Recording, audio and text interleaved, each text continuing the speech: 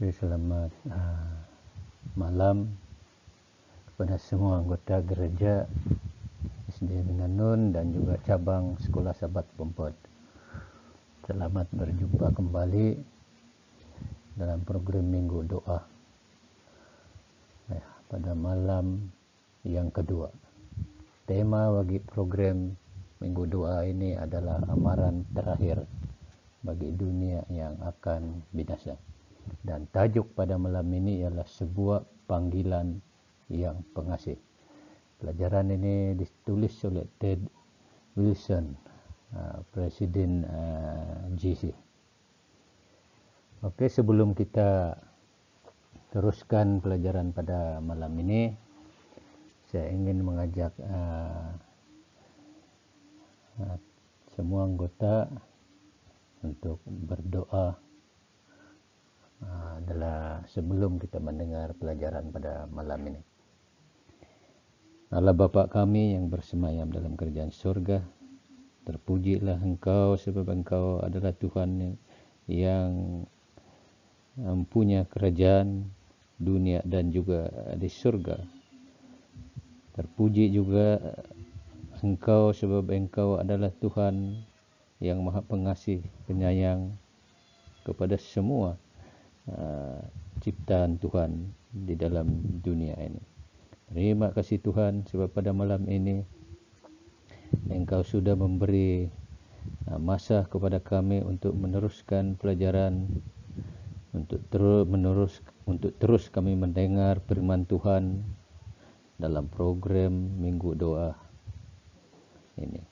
Biarlah kiranya Tuhan memberkati pelajaran atau firman Tuhan yang akan kami dengar pada malam ini. Semua ini saya minta dalam nama Yesus, selamat kami. Amin.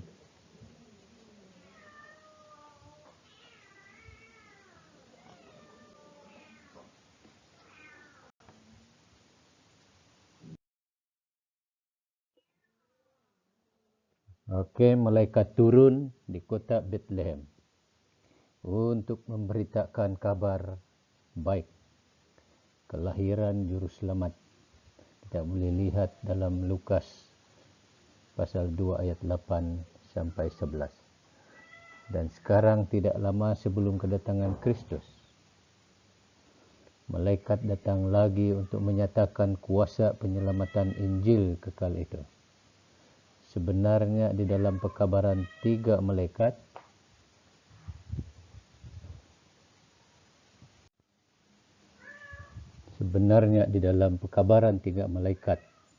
dalam Wahyu 14 ayat 6 sampai 12, Injil berfungsi sebagai penahan buku. Injil kekal disebutkan di bahagian permulaan ayat 6. Dan pada bahagian terakhir kita menemukan iman di dalam pekerjaan penyelamatan Yesus, yaitu pembenaran oleh iman dalam ayat 12.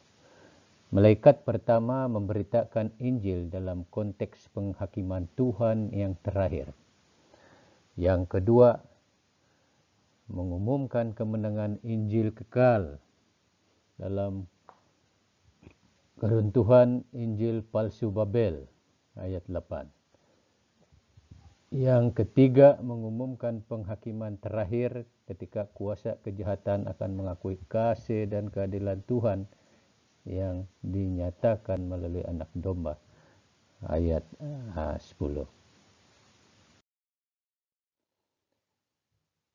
Injil, kasih dan konflik. Penekanan pada Injil yang terdapat di seluruh pekabaran itu bermaksud bahwa dari kalangan semua orang mengaku sebagai orang Kristian, anggota Seventh-day Adventist harus menjadi yang paling utama dalam mengangkat Kristus di hadapan dunia. Suatu cabaran yang paling serius. Kita akan menyoroti 3 ciri Injil di dalam pekabaran malaikat yang pertama.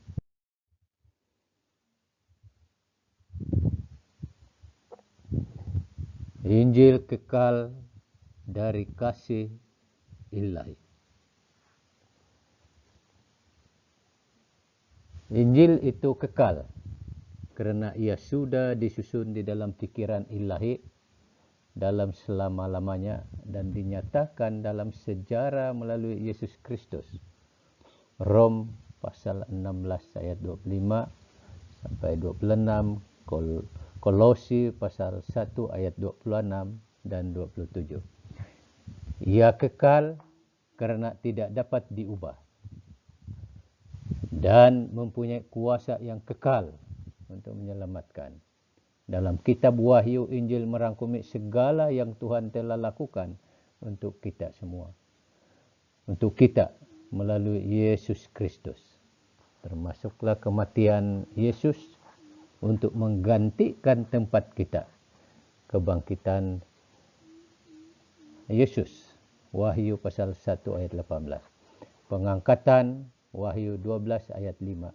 Dan pertabalan Yesus, Wahyu 4 dan 5.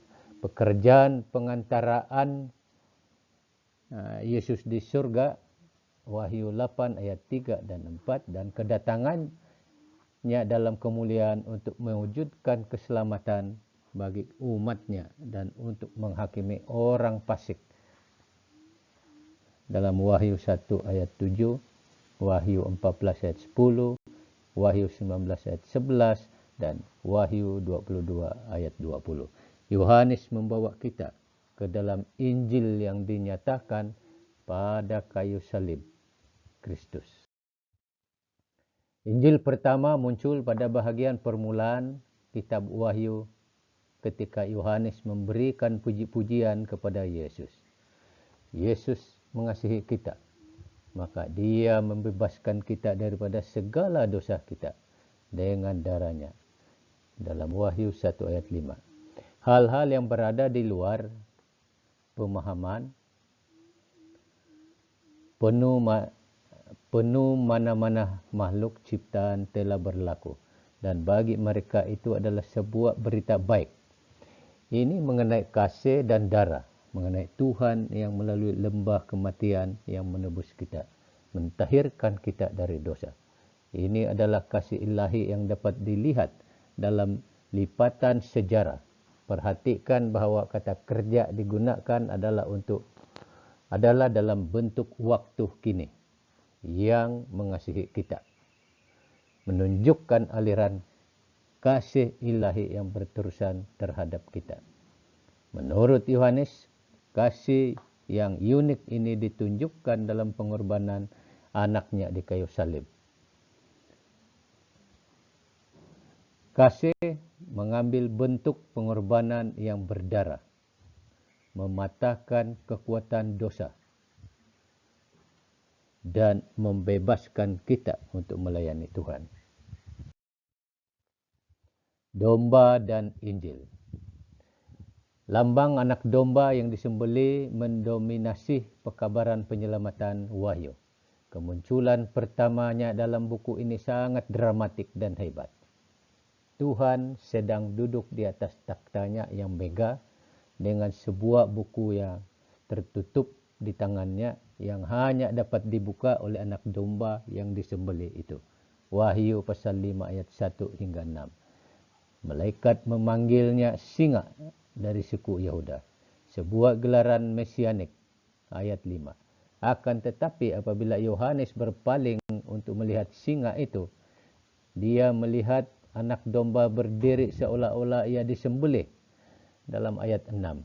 Berita baiknya adalah bahawa singa akan mengalahkan musuh-musuh Tuhan dengan menjadi anak domba yang dikorbankan. Benar, terdapat kekuatan dan kuasa di sini. Tetapi ia adalah kekuatan domba yang disembelih itu, yaitu kekuatan kasih Tuhan yang ditunjukkan di kayu salib. Ketika orang-orang di sekitar takhta melihat anak domba, mereka merebahkan diri untuk menyembahnya sambil menyanyikan, "Engkau layak kerana engkau telah dibunuh dan dengan darah kematianmu engkau telah menebus untuk Allah manusia daripada segala suku, bahasa, kaum dan bangsa." ayat 9. Sekali lagi kami menemukan dua konsep asas mengenai darah dan penebusan di mana Tuhan menyatakan masa depan yang mulia kepada orang-orang berdosa yang bertaubat. Dalam Wahyu 7 ayat 9 sampai 15, umat Tuhan di akhir zaman akan berdiri di hadapan takhta Tuhan dan anak domba memuji mereka dan bersedia melayani mereka. Mereka berdiri di hadapan Tuhan dan anak domba kerana mereka telah membasuh jubah mereka menjadi putih bersih dengan darah anak domba. Ayat 14. Pengorbanan anak domba bukan sahaja menebus manusia, tetapi juga membersihkan mereka dari dosa mereka. Sebenarnya penebusan dari kuasa dosa lah yang memungkinkan kita untuk berada di hadapannya dan untuk melayani Tuhan.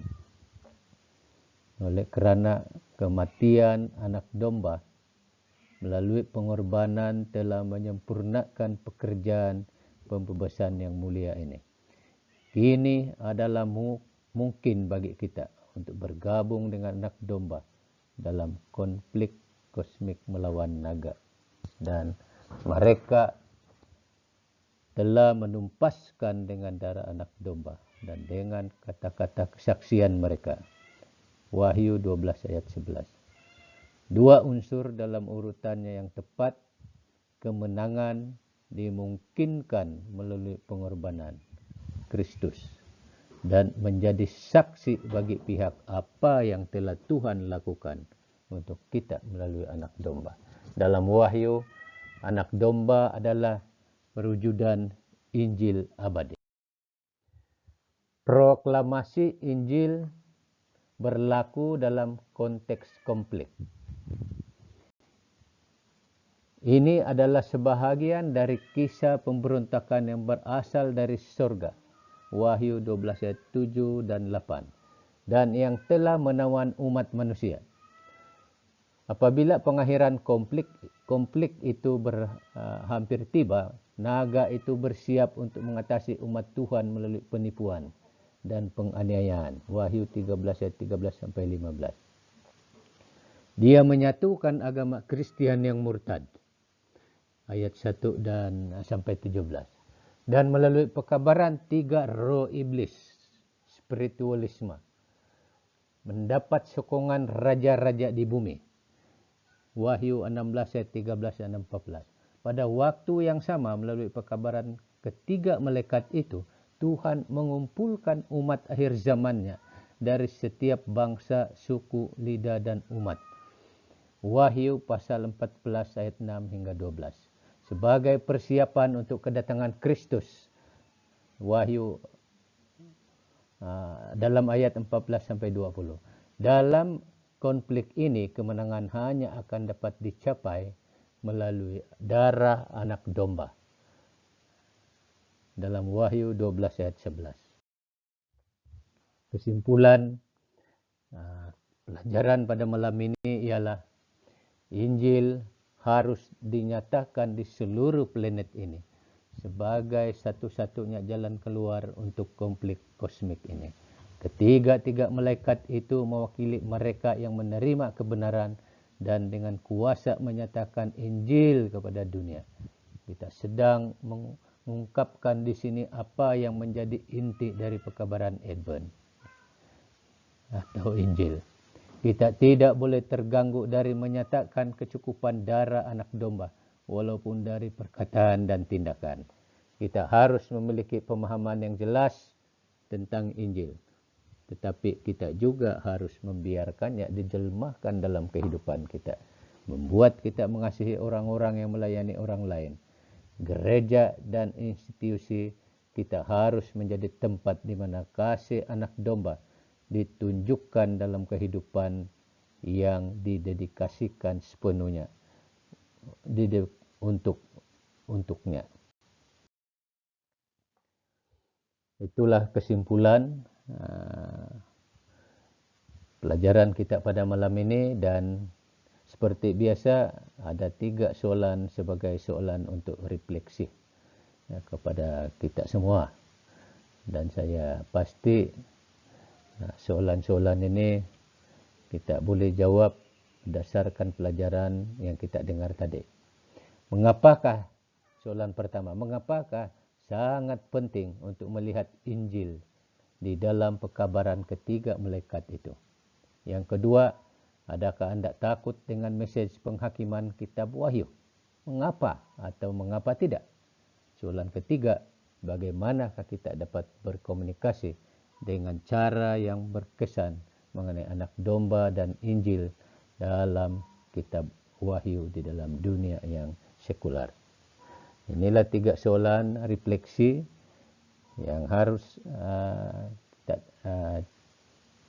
jawab dalam diri kita masing-masing selepas kita mendengar pelajaran pada malam ini.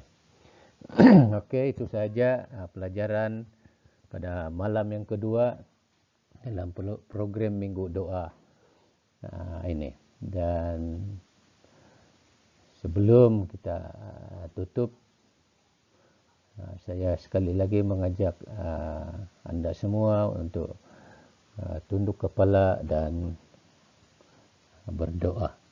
Saya pimpin di dalam doa.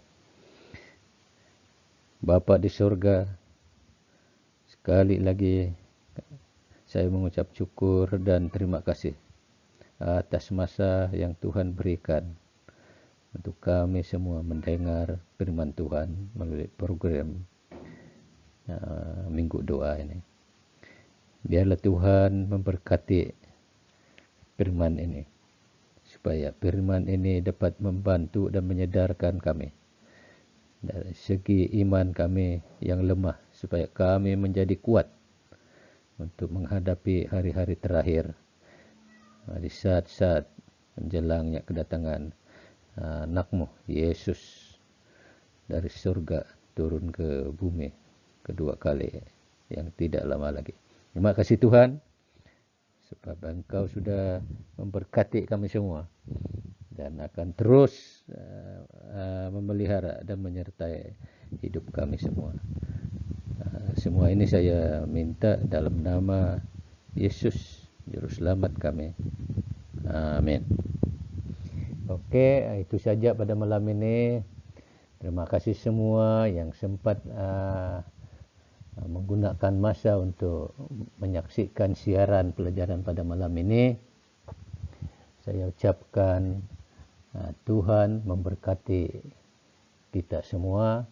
Selamat malam dan selamat berjumpa pada malam esok. Sekian dan terima kasih.